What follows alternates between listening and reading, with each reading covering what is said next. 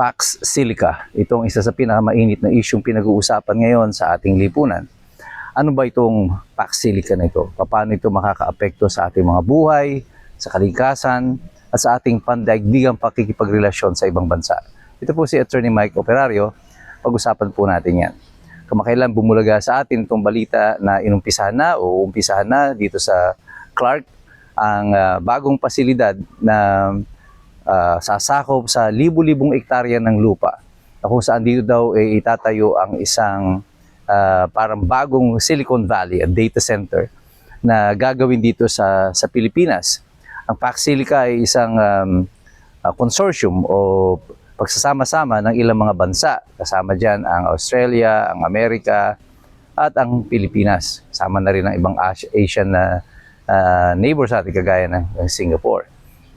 Pero anong significance ito? Bakit nga ba mayroong mga protesta o mga gustong huwag ituloy ito dito sa Pilipinas?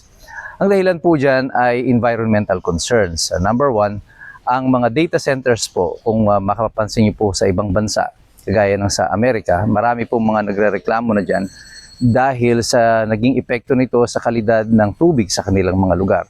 Although, siyempre, minemaintain ng mga may-ari nitong mga data centers na ito na walang kinalaman ng kanilang operation sa effect sa tubig, sa kalidad ng tubig, ang mga tao sa paligid ay magsasabi na hindi ito totoo. At bukod pa po dyan ay yung noise pollution na ginagawa nito. No? It will produce about a consistent 60 to 70 gigahertz o megahertz ng sound. Maingay po yun, ano? Para kang may nakabukas lagi na motorsiklo 24/7.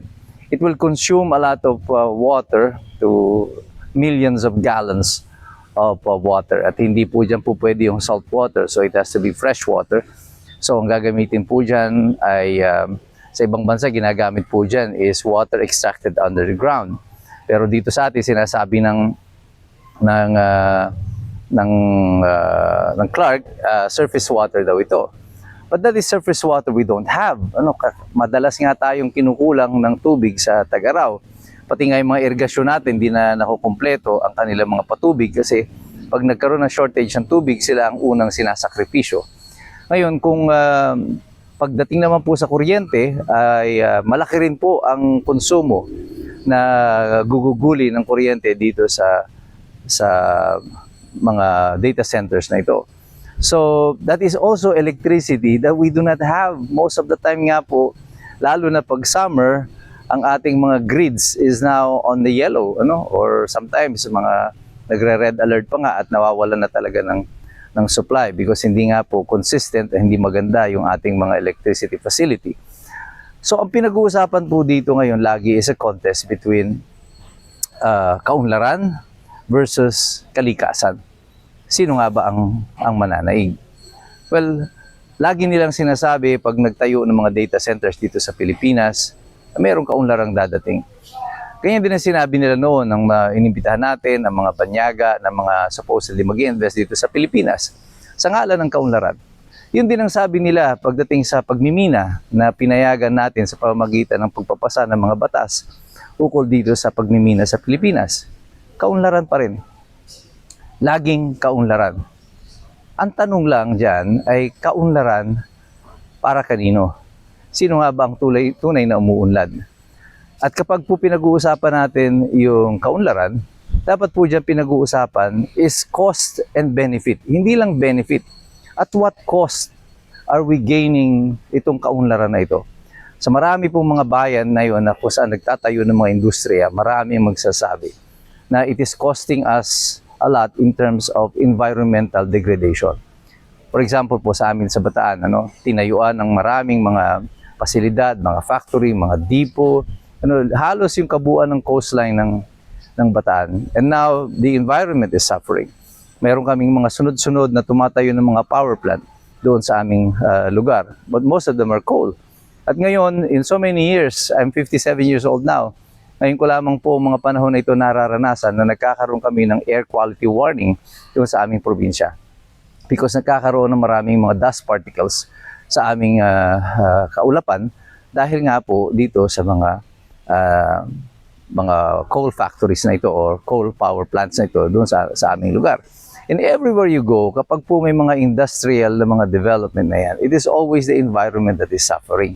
At pag mayroong environmental damage, lalo na pag dumadating ang mga bagyo at ano pang mga sakuna, baha, hindi natin pinag-uusapan dito yung cost.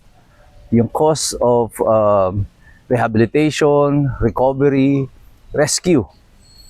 Saan natin kinukuha yon? Kung kikita ka nga ng 5 bilyong piso para doon sa mga buwis na iyong nakukuha para sa pamahalaan, pero gagastos ka naman ng 10 bilyong piso every time that there is damage being done to the community or to the environment, nasaan ang tunay na progreso? Sino nga ba ang tunay na umuunlad? At tingin ko dito, ang tunay na umuunlad dito ay hindi naman po tayo mga ordinaryong mamamayan. Ang umuunlad lang po dito ay mga kapitalista, yung mga may pera na patuloy na sinasalahula ang ating kalikasan. At pinapayagan ng mga korap na mga opisyal ng pamahalaan sapagkat sila ay merong kapakinabangan dito. So hindi natin nakikita yung totoong development na sinasabi nila. Kasi sa dami na po ng pinagdaanan natin ay ng mga investment, mga factory at kung sino-sino nagsidating dito sa ating bansa. Pero bakit parang mailap ang development sa atin? Ang development po ay hindi nagaganap sa pagbuhos ng isang investment lang. It is consistent and proper economic policies na dapat ay pinatutupad ng pamahalaan, nagbibigay prioridad sa mga bagay na kumikita ang ating pamayanan, hindi lamang po ang iilan. Take for example, ang Japan, ang Korea, and Vietnam. Ang Japan pagkatapos po ng World War II, focus first on agriculture. Strengthen nila yung kanilang agrikultura. Ang focus nila dito is to keep the prices of food down. Yan din ang naging polisiya ng Korea noon. Yan din ang naging polisiya ng Vietnam sa kasalukuyan. They first focus on food. Kaya pag pumunta ka sa Vietnam, napakamura po ng pagkain doon. Kaya kahit mababa ang sahod ng mga mamamayan, ay okay lang kasi mayroon silang murang pagkain. At dahil dito, nalilesen yung kanilang expenditures. Yung cost of living ay mababa and therefore their quality of life is improving at mabilis nakabangon ng ekonomiya nila kahit na nagkaroon ng malawakang digmaan doon sa kanilang mga bansa. Pero sa Pilipinas, after World War II, wala naman na tayong major war na nilabanan. Pero bakit ganito pa rin tayo? This is because yung ating pong ekonomiya ay pinatatakbo na lamang ng iilan. Government policies, our education policies are all designed towards a particular bias. Bias po ang lahat ng sistema ng pamahalaan natin, pabor sa mga mayayamang mga kapitalista. That is what is happening to our government. So I don't think this data center will be our savior. Hindi tayo ililigtas nito sa kasalukuyang estado. Every time that there is new investment, pagkatapos mayroon mga corrupt na officials na ganito, it will just be to our detriment kasi ibebenta lang na naman tayo sa mga dayuhang interest. So for me, my opinion is, I say no to this Pax Silica. Kasi hindi kapakinabangan natin ang itinataya dito. Ang tanging nakataya po dito ay yung pag-interest sa mga mayayaman, mga kapitalista, at hindi yung mga magsasaka, yung mga mangingisda, at mga ordinaryong manggagawa, kagaya ninyong lahat.